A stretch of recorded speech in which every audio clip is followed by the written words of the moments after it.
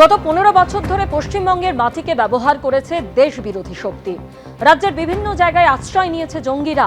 আগের সরকারও এটা জানতো, দাবি বিজেপি সাংসদ সুখেন্দু শেখর রায়। বিজেপি সাংসদ সুখেন্দু শেখর রায় কি বলছেন আপনাদের সামনে রাখবো, পাশাপাশি রাখবো কুণাল ঘোষ কি বলছেন।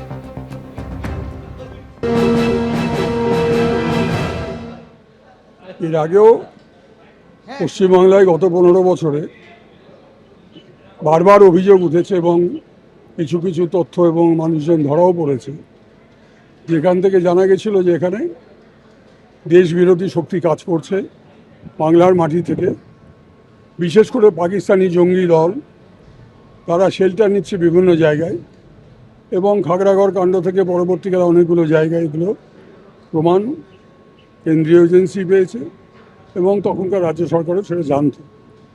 তারপরেও দেখা যাচ্ছে এই স্লিপার সেলগুলো কতটা অ্যাক্টিভ যে তারা রেকি করে, যিনি আজকে মুখ্যমন্ত্রী মাননীয় শুভেন্দু অধিকারী, তার গতিবিধি সম্পর্কে পুঙ্খানুপুঙ্খ খবর তারা বিভিন্ন সময়ে সংগ্রহ করেছে।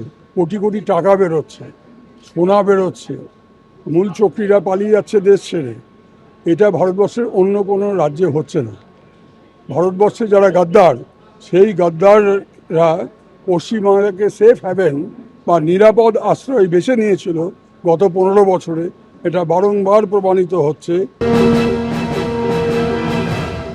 সবটাই তৃণমূল তৃণমূল তৃণমূল হচ্ছে নাকি? পুলওয়ামায় তৃণমূল ছিল, পাহেলগাঁওতে তৃণমূল ছিল, পুলওয়ামায় এতগুলো জওয়ান মারা গেল, তৃণমূল ছিল, জঙ্গি তৃণমূল ঢুকিয়েছে। দিল্লি থেকে বোম্বে একের পর এক অ্যাটাক হয়েছে, মণিপুর চলছে, তৃণমূল। কেন কথায় কথায় তৃণমূল তৃণমূল করছেন? একটা খারাপ লোক ঢুকে পড়লে আমাদের ফেডারেল স্ট্রাকচার এ রাজ্য ও রাজ্য মুভ করলে তাকে থামাবার দায়িত্বটা কার? সেন্ট্রাল ইন্টেলিজেন্সের দায়িত্ব কার? সেন্ট্রাল ইন্টেলিজেন্সের। বহুবাজারে বিস্ফোরণে আরডিএক্স ব্যবহার হয়েছিল সিপিএম জমানায়। রশিদ খান বরানগর থেকে ধরা পড়েছিল ট্রাক ভর্তি গাড়ি, আরডিএক্স ভর্তি ট্রাক যাচ্ছিল অসমের জঙ্গিদের কাছে। সিপিএম জমানার বিষয়। এখনো অকারণে তৃণমূল তৃণমূল তৃণমূল তৃণমূল করে যাচ্ছে, তো মহা মুশকিল। রাজ্যে জঙ্গি যোগে একের পর এক গ্রেপ্তারি। এই নিয়ে তৃতীয় গ্রেপ্তারি। আদিত্য সিং নামে এক ব্যক্তিকে হাওড়ার বেলেলিয়াস রোড থেকে গ্রেপ্তার করলো বেঙ্গল এসটিএফ। এর আগে আপনারা জানেন হামিম মণ্ডল, যাকে গ্রেপ্তার করা হয় বর্ধমানের অভিজাত আবাসন রেনেসায়, সেখানে জিমে ছিলেন তিনি এবং জিম থেকে তাকে গ্রেপ্তার করে বেঙ্গল এসটিএফ। আর এই হামিমেরই বান্ধবী অর্পিতা সরকার, যাকে ঝাড়খণ্ড থেকে গ্রেপ্তার করা হয়। এবং এদের বিরুদ্ধে একাধিক অভিযোগ উঠেছে। পাকিস্তানের জঙ্গি সংগঠনের সঙ্গে এরা যুক্ত রয়েছে। এছাড়া হামিম মণ্ডল, যার বিরুদ্ধে অভিযোগ রয়েছে যে ভিভিআইপি যারা মুখ্যমন্ত্রী শুভেন্দু অধিকারী, তারও গতিবিধি তিনি নজরে রাখছিলেন। এছাড়াও যন্তর মন্তরে যে আন্দোলন হয়েছিল সেখানেও হামলা চালানোর পরিকল্পনা ছিল হামিম মণ্ডলের। পুলিশের উর্দি পরে সেখানে হামলা চালানোর পরিকল্পনা ছিল। এছাড়াও হামিম মণ্ডলের বান্ধবী অর্পিতা, তার বিরুদ্ধেও কিন্তু এই পাক জঙ্গি সংগঠনের সঙ্গে যুক্ত থাকার অভিযোগ উঠেছে।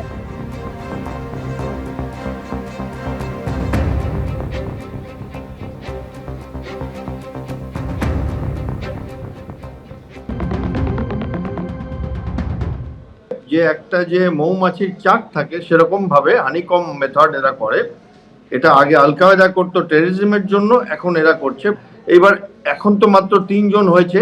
আমি আশ্চর্য হব না যদি এই নাম্বারটা মানে ডাবল ডিজিটেও চলে যায়, কারণ কিছুদিন আগে রাজস্থানে একটা প্রায় 60খানা জায়গায় একসাথে 20টা ডিস্ট্রিক্টে সার্চ হয় এই এই এই এই মেথডটাকে আটকাবার জন্য, ডিজিটাল যে চলছে আমাদের দেশের বিরুদ্ধে। সেইখানে দেখা যায় যে 900 জন মানুষ যুক্ত ছিল কোনো না কোনো ভাবে এদের সাথে।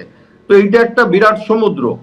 এবার এই রকম ভাবে একটা লোভ, একটা উচ্চাশার জায়গা ধোঁয়া দেওয়া এবং চটজলদি বড়লোক হওয়া, বিখ্যাত হওয়া, যাদের ধমনীতে যাদের উত্তেজনা দরকার, ঝুঁকি নিতে যারা একটু বেপরোয়া আছে, সেই সমস্ত মানুষজনকে এরা আইডেন্টিফাই করে, রিক্রুটমেন্ট করে, কাজ দেয়, সিলেক্ট করে, ট্রেনিং করে। যারা যথার্থভাবে কাজ করছে ট্রেনিং। এখন অবধি আমাদের ভাগ্য ভালো যে আমরা একটা সাধারণ কিডন্যাপিং অপারেশনের সার্চ করতে গিয়ে এত বড় একটা যে আমাদের পশ্চিমবঙ্গের মুখ্যমন্ত্রীর বিরুদ্ধে একটা কার্যকলাপ করছে, সেইটার আমরা একটা সূত্র পেয়ে যাই। এটা আমাদের অত্যন্ত ভাগ্য ভালো এবং এসটিএফ প্রচন্ড ভালোভাবে কাজ করছে, তাতে কোনো সন্দেহ নেই। সমাজ মাধ্যমের স্বাধীনতা প্রচুর, কিন্তু দায়িত্ব খুব কম। যে যেমন ইচ্ছে সমাজ মাধ্যমে ইচ্ছে কাজ করতে পারে, এবং সেইখানে আইনের আওতায় আনার জন্য যে চলতি আইন আছে আমাদের দেশে সেটা যথেষ্ট নয়। একটা সীমারেখা টানা দরকার। সোশ্যাল মিডিয়াতে যে যেমন ইচ্ছে ফেসবুক অ্যাকাউন্ট খুলছে, কোনো তার নাম নেই, কোনো তার আইডেন্টিফিকেশন নেই, এবং অ্যাকাউন্টেবিলিটি নেই। এবং সেইখানে জিরো অ্যাকাউন্টেবিলিটি থাকলে যা হবার সেটাই হচ্ছে। দেশের শত্রুরা সে তার সুযোগ নিচ্ছে। আগে আমরা দেখেছিলাম জ্যোতি মালহোত্রার মতো মানুষেরা এগিয়ে এসেছিল, এখন আমরা এদেরকে দেখতে পাচ্ছি। এরা নতুন প্রজন্মের আমাদের জন্য নতুন একটা চ্যালেঞ্জ ছড়ে দিচ্ছে। এবিপি আনন্দ, এগিয়ে থাকে, এগিয়ে রাখে।